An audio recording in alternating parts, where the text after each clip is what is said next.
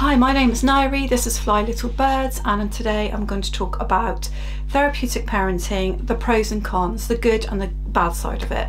And we're going to specifically look at pace as a way of therapeutically parenting. And I just want to say I'm the adopter of two sons, and we were foster carers for them when they were 2 and 3. They're now nearly 13 and 14. So let's get started. So let's look at the good side of therapeutically parenting, and let's look at pace. So if you don't know, pace is playful, acceptance, curiosity and empathy. So the good thing about it is if you use pace, it's really easy to remember. You can remember those things, and when you're in a situation and you're going through the motions of deciding what you're going to do with a difficult situation with your fostered or adopted child, then you can quickly recall those words and you can work out which one of those, whether it be playfulness or acceptance, curiosity, empathy, which one you're going to use in any given situation. So it's easy to recall. The other good thing about it is whereas generally speaking as parents we jump straight in and we're thinking about putting boundaries and sanctions in place, it's going to help you to think about from the child's perspective, which is always a good thing when a child has gone through childhood trauma. From our experience, childhood trauma really plays a massive part in all the decisions that our children make, good and bad. And so I think if we were just coming in from a traditional point of view with the parenting and we were just saying, okay, you did this, now expect this to happen, without actually going into the reasons why they might be doing things and actually having discussions around it, using playfulness to kind of use humour, using curiosity to kind of second guess what might be happening, using empathy to try and put ourselves into their shoes. Without doing those things, then we would fall on rocky hard places, because I think we would never get to the bottom of why things were happening. So it's a more gentle approach. So again, in days gone by, you know, I'm an old bird, so in days gone by it was very much a punitive kind of look at the way you would receive sanctions for what you did. You wouldn't expect your parent to talk about it with you or reason with you in any way. It would be a more punitive side. Even if I'm not talking about physical things, I'm talking about the fact that you would expect bad things to happen if your bad behaviours happened. And this is a more kind of gentle way of looking at it. Now I know there's gentle parenting out there as well, so I'm not talking about that, but I think it's a more gentle approach. It's a more considered approach to parenting, and I think probably because of that you may feel better for trying to do that, rather than, you know, maybe you lose your patience quicker, or you kind of find that you are quickly trying to think of things that you're gonna put in place, and actually you don't really have any chance for the child to explain themselves to you.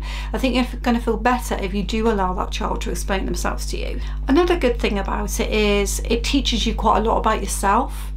So from my point of view, I know that I really struggle with, say, the acceptance side of things.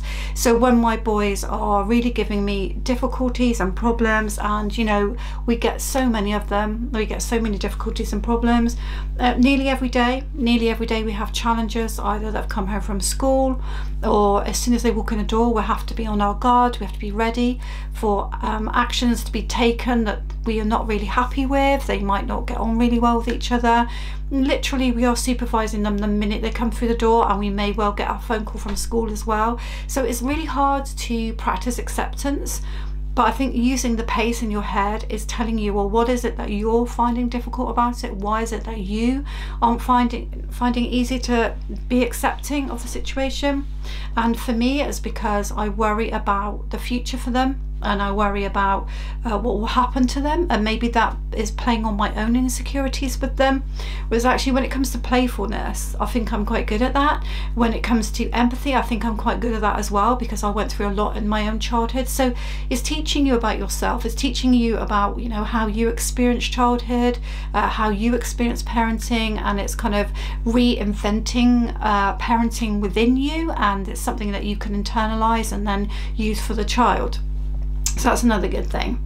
It's very much a buzzword, therapeutic parenting, and in reality therapeutic parenting isn't really a thing. It's the way you function as a family, and it's the way your child receives the parenting from you. So there is of course a danger in it being a thing. And now I want to move on to the not so good side of it. So the not so good side of it is you can't do it all the time. So you can try to therapeutically parent, but you can't do it all the time. And the reason why you can't do it all the time is because it takes time. So in the moment, if I get a phone call home from school saying your son has, you know, thrown the first punch, I can't really in the moment sit down with my son and spend the time with him necessarily to get to the bottom of why that is. It might be that I can do that in half an hour's time, in an hour's time, 2 hours time, but right there and then I've got to respond maybe to a teacher, and I might have to respond and say what we're going to do about it, rather than I can't say to him, I'm going to go away and therapeutically parent, I'm going to use PACE, P-A-C-E, you know, I have to deal with it. And so I think the thing is about it is that you have to use your common sense. You can't always use PACE, you can't always therapeutically parent. Sometimes you do just have to put boundaries in place, and sometimes, so that's the first thing. The second thing is, I do think that if you try to therapeutically parent all the time, again, I don't think that can work. Not because of the time factor just, but because I think it needs a diverse approach. I think parenting children with childhood trauma needs a diverse approach. From our experience, sometimes therapeutically parenting works, sometimes it doesn't. Sometimes putting boundaries and sanctions in place works, sometimes it doesn't. And I actually think a mixture of both works really, really well for us. And I actually think trying to therapeutically parent all the time sometimes can send the wrong message out to the boys. Sometimes I think they think, well, it's going to be a light touch situation. We're going to get told off now, but actually in a minute, because we're going to have the acceptance, not that they know that that's the route I'm going down, if I'm going to accept the situation, then perhaps that sanction will be lifted. And I do think it's really important to understand that even when you're therapeutically parenting, you still need to have firm boundaries. And what you say as an adult goes, and this is where a lot of people get confused. I think they think that because it's a more gentle approach, that you don't need to then put sanctions and boundaries in place. And what I'm saying to you is that you need to use a combination of methods, and you need to use your common sense, because you may be trying out therapeutically parenting, you might know that you're doing it in the right way, and it may not be working. And that's okay, because actually it's one approach. And I think if you find your way through to another approach that really works for you, then go with it, because it's all about the child, and it's all about you managing the situations with the child. It's not about political correctness. It's not about turning around and going, well, of course I use PACE, or I use gentle parenting and it really works for me. Well, that's fine, but it has to be that it works well for you and the child, and that you see the child making progress through childhood trauma. And I'll give you an example. Okay, so I did use a bit of therapeutic parenting yesterday. We were at the table, and I had said to my son already, did you have a good day at school? And he just said fine. Now, I know my boys really well because we were foster carers when they were 2 and 3, and we've had them pretty much ever since, apart from a small time when they went off for adoption and came back. So I know fine doesn't really mean fine. That if he says to me, I've had a really good day, then that will be good. But if he says fine, you can kind of tell that perhaps that's not going to be fine. Okay, so I've used a bit of therapeutic parenting. I've used curiosity, because then I say to him, okay, do you want to explain a little bit more, because I don't think fine really means fine. And then he says, okay, this and this happened at school today and I wasn't very happy about it. Now, from my knowledge of the son and what's been happening recently, I've noticed that whenever there's a problem at school, whenever there's trouble, he does seem to be in the mix. And I do think that either inadvertently or deliberately, he is actually bringing trouble upon himself, and he's actually causing more problems. And so I did say to him, okay, do you want to explain that situation a little bit more? And he said about the fact that 2 people had gone into this area, he'd gone into this area and said, I'm normally going here, and they turned around and said, well, we want to go in here, so, you know, sling your hook, goodbye, kind of thing. Now, he made it out that they were almost pushing him out of there, but with further questioning, using more curiosity, I worked out that actually they'd already gone in there, and then he'd gone in after and said, I normally go in here.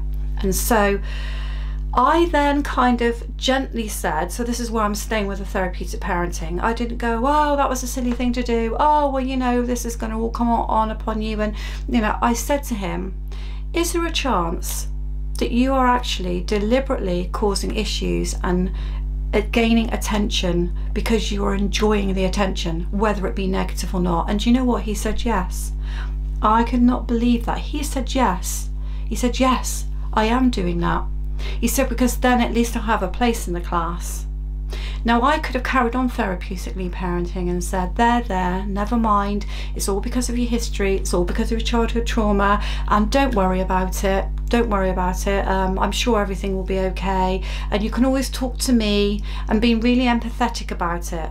And actually, this is where I kind of changed my tack a little bit and said, if you carry on as you are, you will be without friends. You need to stop doing this. This is not the way. You cannot bring attention on yourself. However insecure you're feeling, you will end up without friendships. And I came in really quite firm. Now, I can't slot that into any of the pace, really, if I'm honest with you. That doesn't fit with pace. It fits with using my common sense about how things are going to be for him if he carries on, and trying to get him to see that he cannot carry on and that he'll end up without friends, because this isn't the first instance. This is at least the fourth in the last 2 weeks. So I changed tack, and I think this is what I'm trying to say, is use it, but use your common sense and work out where it is that your child is, and what it is you need to do with your child.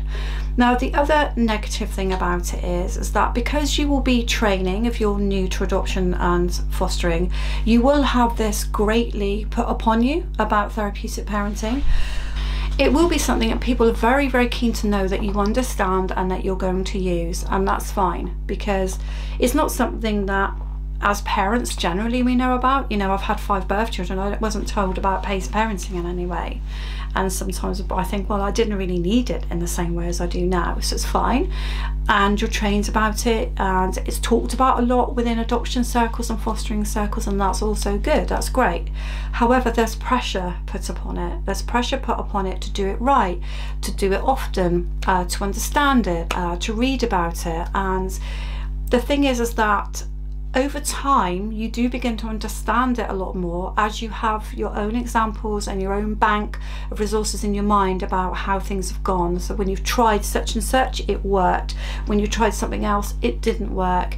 And it does take time to understand it. So you can read about it and you can train about it, but until you really put it into practice with the child that you have, the chances are you're not going to fully understand it, and that's okay. So it's a slight negative in what I'm saying is that you won't get it to start with, because it's something that is very practical. It's not something you can just read about, and it's okay for it to take time for it to sink in, and don't panic about that, because it will become more apparent as to how you need to do things. And the last thing to say about therapeutic parenting, which I guess is a little bit negative as well, is that if a placement is really struggling, as in you have a child, whether it's adoption or fostering, and you're really, really struggling because that child is extremely violent or extremely hurtful or has a high level of anxiety that causes real challenges, then try as you might, you may find that actually therapeutic parenting, you just can't do it, and you can't blame yourself if things have just got to that point where what you're trying and the approach that you're giving is not working, and then you need to go ahead and try and find professional help, you know, therapy from a therapist. And also it's very difficult with children with autism and such like conditions who kind of need very, very, very kind of tight instructions and things, and don't necessarily open out about their feelings. It's very hard as well to therapeutically parent with those types of children.